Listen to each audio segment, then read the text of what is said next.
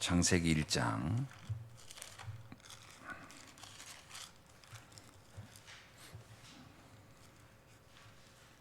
1절로 3절까지 말씀 보겠습니다. 태초에 하나님이 천지를 창조하시니라. 땅이 혼돈하고 공허하며 흑암이 깊음 위에 있고 하나님의 영은 수면 위에 운행하시니라. 하나님이 이르시되 빛이 있으라 하시니 빛이 있었고. 아멘.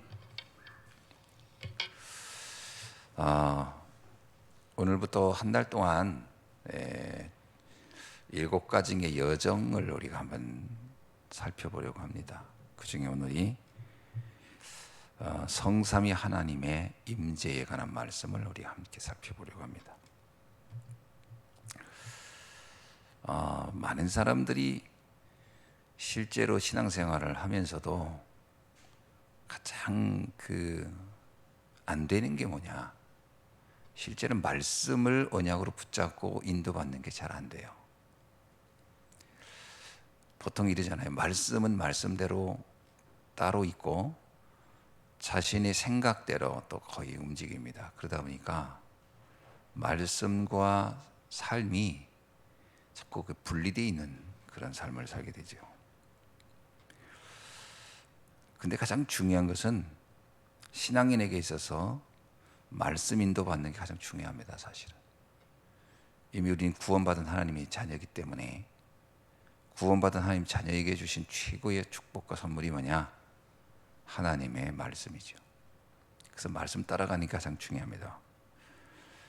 오늘 본문에 보면 하나님은 말씀으로 세상을 창조하는 창조의 역사를 이루는 것을 볼 수 있어요.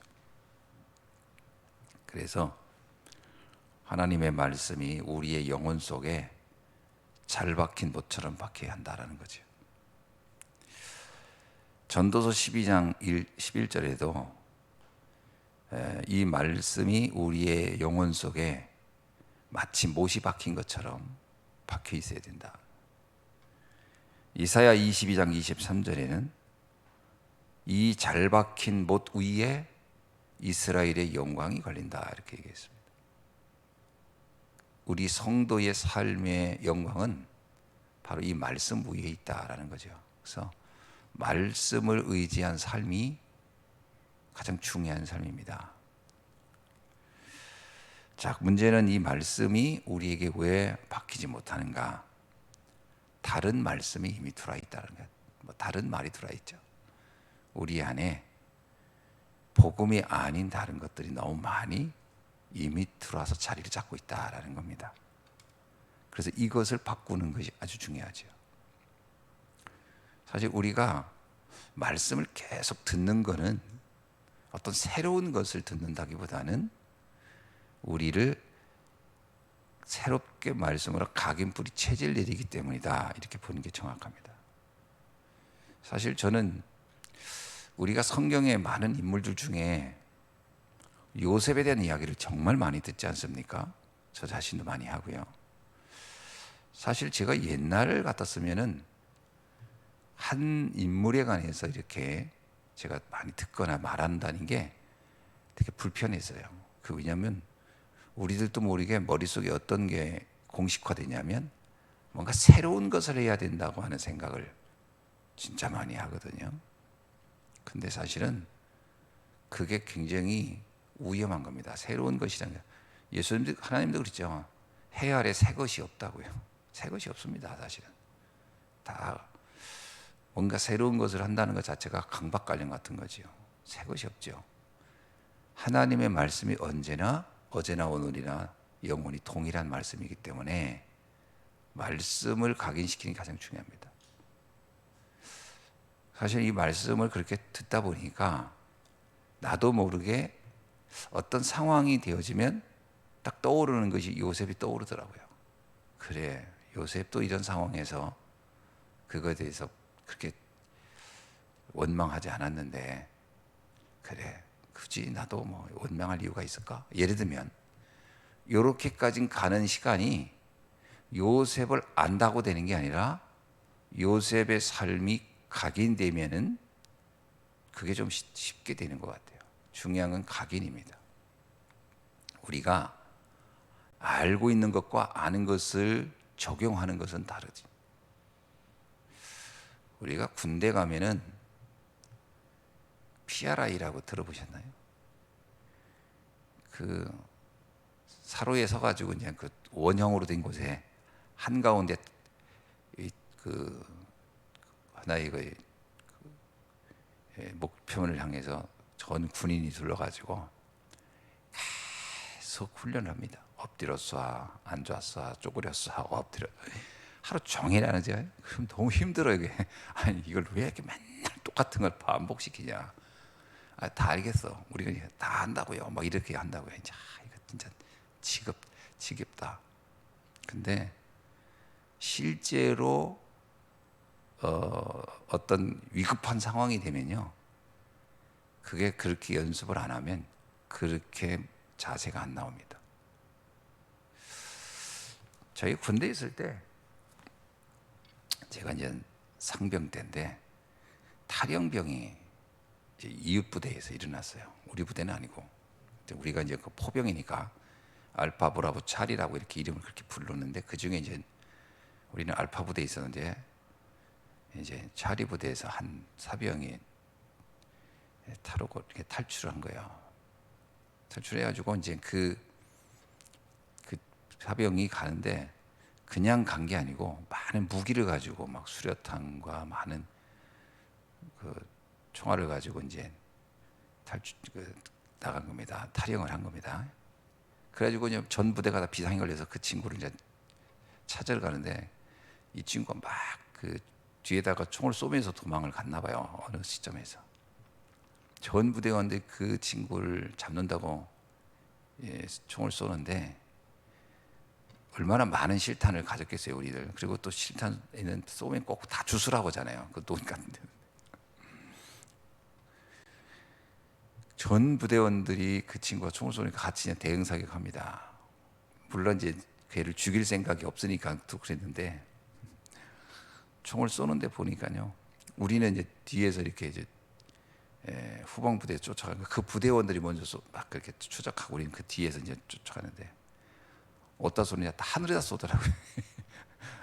엎드려 쏘는 사람 하나도 없어요. 그냥 다 어깨에다가 메고서 그냥 이러고서 막 쏘는 거야. 왜 그러냐, 논두렁이 이쪽에 앉아가지고 얼굴 내밀었다고 맞을까봐. 그러니까 그 많은 총알을 다 허비했는데 한 명도 못 맞췄어. 나중에 그 친구가 있는 총알 다 쏘고, 그래서 다행히도 수류탄인 건 던지진 않았는데 나중에 농가에서 숨어있다 잡혔는데 거의 같은 사병들 그 우린 들은 얘기예요. 이제 우린 쏜 적은 없고 이제 우린 뒤 후방부대에 있었으니까 그 많은 실탄 다 쐈는데 한 발도 못 맞췄다는 거예요. 왜냐, 다 하늘에 놓고 쏴서. 전 그걸 보면서 느낀 게 뭐냐면 실제 상황이 벌어지면 그렇게 뭐 엎드려 쏴 쪼그려 쏴 이게 안 된다는 거예요. 그 친구들 그러더라고, 무서워서 안 된대. 언제 총알이 어디서 올지 몰라서. 그 얘기 듣고 우리가 평상시에 정말 이게 많은 준비를 하지 않으면 상황이 일어났을 때요, 적용이 안 됩니다. 그러니까 우리가 말씀을 대충 들어가지고요 절대 적용 안 돼요. 말씀이 각인돼야 됩니다. 각인돼야 돼요. 그래서 오죽했으면 아브라함은 이삭을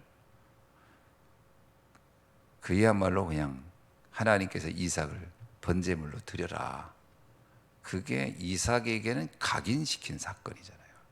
그게 각인되어야 이삭이 그나마 순양을 바칠 때마다 생각이 다른 거죠. 이게 몇 마디 말 듣고요, 아버지가 야 순양은 우리를 대신해 주는 대속물이다, 이거 백날 말로 들어가지고요 나중에 양소리만 들어도 아유 듣기 싫어 그럴 겁니다. 그뭐 맨날 뭐 대속이 뭐 이러면. 근데 이삭이 그 사건 한번 겪고 나서는 말할 필요가 없죠. 그냥 야, 내가 그때 죽을 뻔했는데 저 양이 나를 대신해 죽었구나. 완전 각인되는 거하고는 완전 다른 겁니다. 그래서 정말 각인이 됐다 안 됐다를 어떻게 알 수 있느냐? 각인이 된 사람과 안 된 사람은요, 혼자 있을 때의 반응입니다. 각인이 안 된 사람은요, 그냥 주변 분위기에 따라 움직입니다. 남들이 아멘하면 나도 아멘하고, 주여 하면 나도 주여 하는 거지, 실상은 잘 안 돼요. 근데 진짜 각인된 사람의 특징이세요. 혼자 있을 때 그게 된다는 겁니다. 대부분 사람들은 어떤 분위기 때문에 신앙생활이 되어 가거든요. 그런데 진짜 각인된 사람의 특징은요, 누가 하든 안 하든입니다. 누가 보든 안 보든 홀로 합니다. 이게 되게 중요한 거예요. 공부도 그래서 중요한 게 뭐냐면 각인입니다. 왜 공부를 해야 되는지에 대한 이유가 각인된 아이는 누가 말 안 해도 자기가 알아서 그 시간 되고 그거 해야 된다는 걸 알거든요. 그래야 그 아이에게 뭔가 그게 변화가 있고 변화가 도움이 되겠죠. 그게 안 된 아이들은 누가 쳐다보면 하는 척 하잖아요. 책 펴놓고 하는 척, 안 보이면 안 합니다. 이건 각인이 안 됐다는 거거든요. 각인이 안 된 거는요, 말하는 사람도 힘들고 본인도 힘들어요. 왜냐? 왜 해야 되는지 모르는데 그걸 하라고 하니까 본인도 힘든 거예요, 사실은.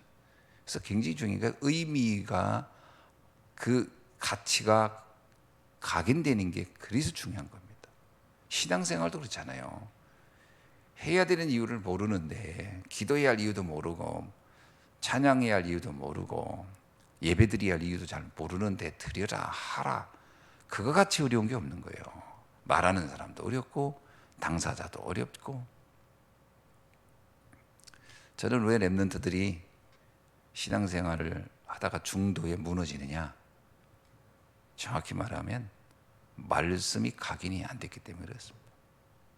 말씀이 각인이 안 됐고, 그동안 그렇게 들은 것 같은데 그렇게 많이 들은 것 같잖아요. 그런데 결정적인 순간에 자기 인생에 조금만 문제가 오고 조금만 어려움이 오면은 신앙생활을 바로 포기해버립니다. 각인이 안 됐어요. 그럼 뭐가 각인됐을까요? 바로 세상을 향해 가는 건 정말 각인돼 있어가지고 그거는 말 안 해도 바로 움직입니다. 그죠? 우리가 신앙인들도 마찬가지잖아요. 말씀보다는 돈 문제가 조금 걸려보세요. 그럼 바로 거기에 요동칩니다. 왜냐? 그게 먼저 각인돼서예요. 하나님의 말씀보다 그런 마음, 그리고 우리가 언약보다 상처, 무슨 자존심, 막 이런 것들이 너무 강하게 각인되기 때문에, 막 제가 이번에 아주 충격적인 얘기를 들었는데, 이번에 이제 어느 그 선거가 있었잖아요. 이번에 대통령 선거가. 근데 이제 어느 목사님이 목회자 방에 하여튼 어떤 상대방 그 대선 출마자를 약간 막 거기다 비난을 한 거예요. 이 사람은 안 됩니다. 이래서 안 되고 저래서 안 됩니다. 그런데 충격적인 건요, 그 사람, 그렇게 말한 사람에 대한 반응이 있어요. 막 또 다른 분이 막 그분을 비난하는 거예요. 막. 그래서 우리는 그만하라고, 또 이제 이런 얘기는 그만합시다. 이제 그러고서 그거로 이제 일단락 된 줄 알았어요. 근데 어저께 제가 이제 나성주 목사님하고 통화하는 중에 무슨 얘기를 했냐면, 그 처음에 나 이런 후보는 안 됩니다라고 말했던 그분하고 우연히 통화가 됐는데, 자기는 지금까지도 그 반대한 분한테 시달리고 있다라는 거예요. 선거가 끝난 지가 언젠데. 그래서 왜 그러냐 그랬더니 그분이 개인톡으로 이제 막 오는데, 사실 이거 좀 우리가 표현하기는 어렵지만 상상을 초월하는 표현들을 써가면서 자기를 비난하는데, 이런 말에 자기는 더 충격받았다는 거야. 당신 같은 인간이 있어서 내가 목회를 못하겠다. 그럼 내가 지금 목회 이거 딱 그만두고, 당신 같은 사람들 그 의식을 내가 괴조하기 위해서 내가 뭐 해야 되겠다, 막 이런 얘기를 듣고 본인이 너무 충격받았다는 거예요. 그래서 그 얘기를 나한테 하면서, 이게 우리가 그렇게 말씀과 언약 복음 들었어도 어떤 정치적인 견해와 이것이 이렇게까지 강하게 움직일 거라고는 상상을 못했다라는 거예요. 뭐가 각인된 겁니까? 그 이념이라든가 이게 너무 각인된 거예요. 아니 목사가 지금까지 다락방 우리 복음운동 한 목사가 나 이거 다 때려치우고 나 당신 같은 인간들 이렇게 나올 정도면 충격인 거죠. 그래가지고 그 얘기를 어제 나한테 한 거예요. 그분한테 전화가 왔는데 참 그동안 말을 못했다 이거예요. 너무 시달려가지고 창피하고 지금까지도 그런 개인적인 문자를 받고 있다. 난 그 얘기 듣는 순간 나도 충격받았어요. 이야, 이 정도까지 잘못된 게 각인돼. 이분은 아마 모르고 있을 거예요. 본인이 그렇게 각인돼 있다는 걸. 그리고 이런 메시지 들어도 그게 정확히 뭘 말하는지도 자기를 두고 한 얘기인지도 모를 겁니다. 왜? 각인이 되면 안 들려요. 그 부분은 제외시키고 들어요. 다른 것으로 적용한다니까요. 이런 것이 내 각인됐다 이런 생각 안 하고 이건 내 개인적인 정치적인 견해고 자, 율법, 신비 이거 보고 각인됐다고? 나 안 돼 있는데 보통 이렇게 적용할 거라는 거죠. 무서운 겁니다. 잘 못 본다는 거예요. 그래서 올바른 각인이 참 중요하죠. 자, 그래서 우리는 세 가지를 분명히 먼저 알아야 됩니다. 근원적인 응답과 힘이 각인되어 있어야 돼요. 성삼위 하나님의 근원적인 것이. 뭐가 근원적인 것이 각인되어 있느냐? 정말 나는 하나님의 형상대로 창조된 존재인가? 나는 정말 하나님의 형상대로 창조된 그 하나님이 그 형상대로 나를 창조한 존재인가? 그리고 창세기 2장 7절에 내 안에 생명이 정말 하나님께서 나에게 하나님 형상도 창조하고 내 안에 생명을 불어넣었다는 건데 그게 정말 내 안에 있는가? 그리고 또 하나가 그 삶 자체가 그 삶이 에덴의 삶이라는 겁니다. 부귀 영화가 넘치는 게 에덴 삶이 아니고요. 하나님의 형상대로 회복된 내가 하나님의 영에 사로잡혀 있는 그 상태가 에덴이라는 거예요. 그게 정말 내가 에덴의 삶이라는 것들이 그렇게 각인되어 있는가? 보통 사람들 에덴에 대한 각인도 잘못되어 있거든요. 에덴 하면은 세상에서 말하는 그 용어들이 각인되어 있지 성경에서 말하는 에덴이 각인되어 있는 경우는 많지 않아요. 진짜 하나님의 형상이 회복되어지고 내 안에 성령에 사로잡혀 사는 것이 에덴의 삶이라고 하는 것이 이게 정말 집중적으로 각인되어 있습니다. 우리가 언제 그럼 하나님 형상이 회복됐죠? 복음을 알았을 때. 고린도후서 4장 4절이에요. 그리스도는 하나님의 형상이라고 그랬거든요. 그러니까 그리스도가 이해된 날 우리의 하나님의 형상이 회복된 겁니다. 그리고 그 안에서 성령이 네가 믿을 때 내 안에 성령이 있는 걸 알지 못하느냐? 우리가 믿을 때 생명이 내 안에 임하는 겁니다. 그러면 이미 우리의 삶은 그 자체로 에덴의 삶이 시작된 거거든요. 다윗이 그러잖아요. 여호와는 나의 목자시니 난 부족함이 없다. 내가 사망의 음침한 골짜기를 다닐지라도 해바람을 두려워하지 않는 것은 주께서 나와 함께 하십니다. 이미 다윗은 에덴을 누리고 있는 거거든요. 요셉이 보디발 집에 그렇게 노예로 가서 시달리지만 그곳에서 있는 동안에 그는 보디발이 뭐라 합니까? 여호와의 신에 감동된 자라 그랬어요. 그가 감옥에 있다 나와서 바로왕을 만났는데 바로왕이 그럽니다. 여호와의 신에 감동된 자를 내가 또 어디서 또 만나겠느냐. 이미 다윗 요셉도 그 상황과 아무 상관없이 이미 에덴을 누리고 있었다는 거예요. 이게 각인돼 있어야 돼요. 근데 우리는 그렇게 각인이 안 돼 있어요. 상황이 좀 나빠지거나 좀 주변 상황이 내 조건이 안 좋아지면 우리는 완전 지옥에 있는 것처럼 확 달라진다는 거예요. 그래가지고 완전히 막 조금만 자존심만 상하고 뭐 말만 들으면 막 혹해가지고 화내고 막 성질내고 막 분노하고 원망하고 불평하고 막 그러거든요. 짜증내고. 근데 그게 내가 각인돼 있다는 걸 몰라요. 아, 이게 내게 각인돼 있구나. 이런 생각 자체를 아예 안 한다니까요. 그리고 뭐라면 아무리 예수 믿어도 그렇지 이런 상황에 화 안 낼 인간이 어디 있어. 뭐가 각인돼 있고 뭐가 각인이 안 돼 있는지를 구분을 못 하는 거예요. 사실은 지금 뭐 이런 경우가 너무 많다. 두 번째는요, 성삼위 하나님의 영원한 역사, 이것이 우리에게 각인되어 있습니다. 다시 말하면 하나님의 역사 속에, 영원한 역사 속에 우리 인생의 여정이 있다는 것을 각인되어 있어요. 그래서 우리는 어떻게 돼야? 말씀 따라 사는 겁니다. 그래서 우리는 늘 내 몸이 본능적으로요, 말씀을 따라서 한다는 것이 각인되어 있어야 돼요. 그게 막 누가 그러잖아요. 성도는 이미 하나님의 말씀에서 답을 다 받았기 때문에 어떤 문제가 올 때 이거 어떡하지? 라고 하는 게 안 맞는다는 거예요. 이미 답이 있는데 뭘 답을 아는 사람이 이걸 어떡하지? 그러냐는 거예요.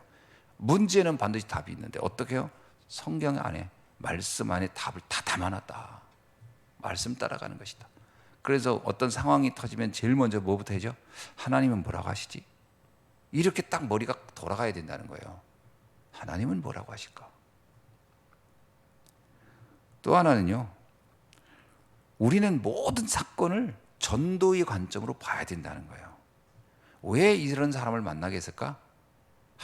피곤하다, 힘들다, 이게 아니라 하나님은 이 사람을 통해서 어떻게 전도하기를 원하고 어떤 의도로 나를 이 사람을 만나게 했을까? 거기서 하나님의 숨겨진 계획을 찾는 거예요. 모든 만남은 영혼 구원이라는 관점을 가지고 만나는 겁니다. 그 다음에 세 번째는 그거 내 힘으로 안 되거든요. 그래서 나에게 기도하라고 하는 거예요. 그래서 모든 문제, 사건, 위기, 갈등이 있을 때는 그거를 대처하는 나의 방법은 기도입니다. 절대로 바울도 그러잖아요. 우리의 싸움은 혈과 육이 아니다. 혈과 육과 싸우는 방법은요, 감정과 성질과 막 이런 겁니다. 그러네 영적 싸움은 어떻게 하는 겁니까? 영적 싸움은요, 기도입니다.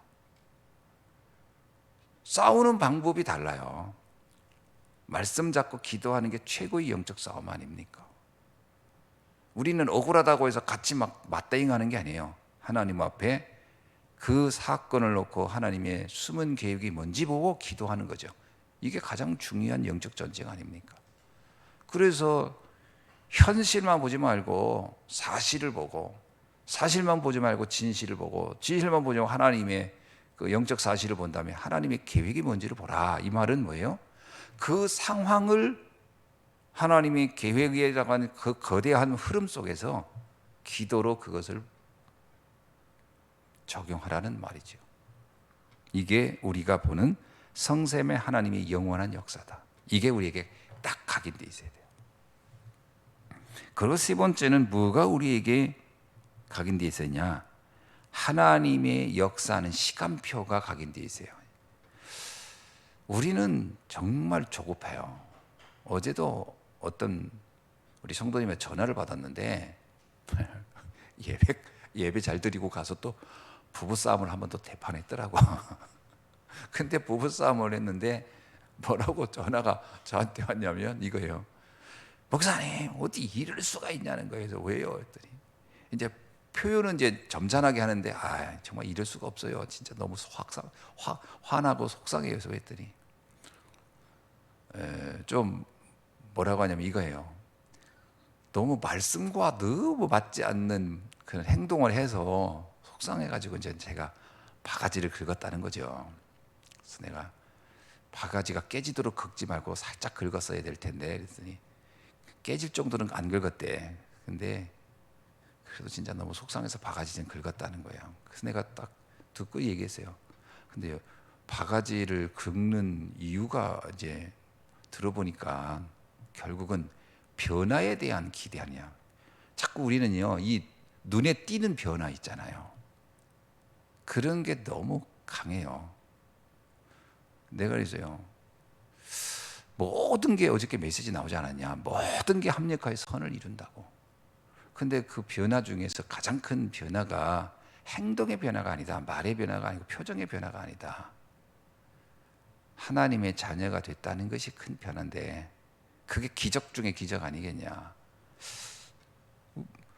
그랬더니 진짜 그래도 어저께 그렇게 말씀 듣고 났는데 어떻게 말씀과 아무 상관없는 행동을 그렇게 하고 말도 하고 막 너무 짜증이 나가서 얘가 이제 한바탕 했다는 거예요. 근데 그게요, 내가 보기에는 표면적 변화에 대한 기대 때문에 그래요.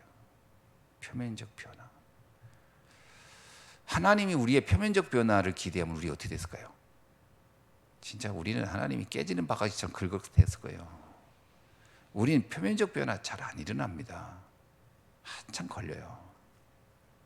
내 안에 이미 생명의 씨앗이 심어진 게 제일 중요한 거예요. 언제 하나님은 싹을 튈 겁니다. 기다려야 돼요. 제가 얘기했잖아요. 기다리라고. 하나님의 시간표를 보면서 기다리라고. 이걸 못 기다려요. 얼마나 조급한지.